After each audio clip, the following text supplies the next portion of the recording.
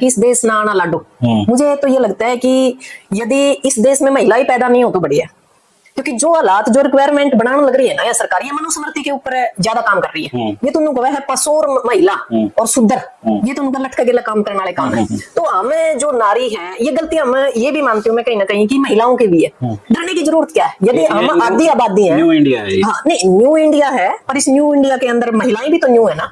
लक्ष्मीबाई यदि पहले पैदा हुई 1857 में, तो लक्ष्मीबाई तो आज भी है ना। वो तो हिम्मत ये है कि हम नहीं लड़ेंगे, और जब तक सरकार डरा रही है या ऐसा परिवेश बनाया जा रहा है, महिलाओं को आत्मरक्षा के मतलब ये कह सकते हो कि साधन भी रखने चाहिए और आत्मरक्षा करनी भी आनी चाहिए, कहीं ना कहीं हल्की फुल्की ट्रेनिंग भी लेनी चाहिए। सही पूछो तो मुझे भी डर लगता है कई बार, जब फेसबुक पे मैं मंदिर या किसी अन्य चीज के बारे में लिखती तो मुझे कहते हैं सिक्किम खान है, क्योंकि मैं तो ये कहती हूँ ये आप अगर इनके एजेंडे से बाहर चले जाए, खान है, मसीह, बिल्कुल बिल्कुल नहीं, ये कहते हैं आतंकवादी है खान है। देखो, खान हूँ, देवी हूँ, या सिक्किम नैन है या शोकंद है, मुझे कोई फर्क नहीं पड़ता, क्योंकि मैं हिंदुस्तान की बेटी हूँ। मेरे नाम के पीछे क्या लगता है इस चीज से? नो नेवर, क्योंकि मैं सिक्किम हूँ, मेरा नाम से मुझे पता है कि मैं क्या प्रमोट कर रही हूँ। तो इन चीजों का मुझसे कोई फर्क नहीं पड़ता। सबसे बड़ी बात है कि आप और आपका परिवार कहाँ तक लड़ सकता है, और आप और आपका परिवार कहाँ तक इनका जवाब दे सकता है, उसके बाद आप सेफ हो, कोई दिक्कत नहीं है। कई बार मेरे साथ भी ऐसे हादसे हुए, यहाँ तक मेरा एक्सीडेंट भी करवाया गया, यहाँ तक भी मुझे धमकी भी दी गई, डराने की कोशिश भी करी। आप डरे नहीं है, डराने की आपको कोशिश की गई। आप कह रही हैं कि मारने की कोशिश हो गई, केस आपके ऊपर अभी चोट है जी, अभी चोट है, मैं भुगत रही हूँ, दवाई खा रही हूँ। मारने की कोशिश की गई, धमकी देने की कोशिश की गई, खरीदने की कोशिश की गई,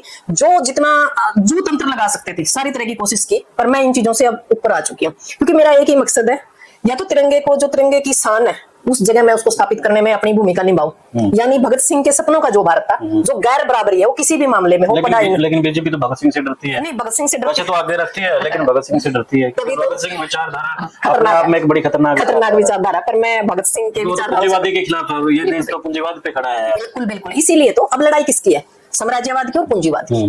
और मैं पूंजीवाद को बिल्कुल पसंद नहीं करती, क्योंकि मैं तो एक बात मानती हूँ कि समानता का अधिकार हो, चाहे नौकरी हो, चाहे खाना हो, चाहे कोई भी चीज हो, जो संसाधन प्राकृतिक है उनको बराबर बांट दिया जाए, ताकि पूरी दुनिया के अंदर जो जीव जंतु है, यहाँ तक कि इंसान नहीं, जीव जंतुओं को भी उनका हक मिलना चाहिए। मैडम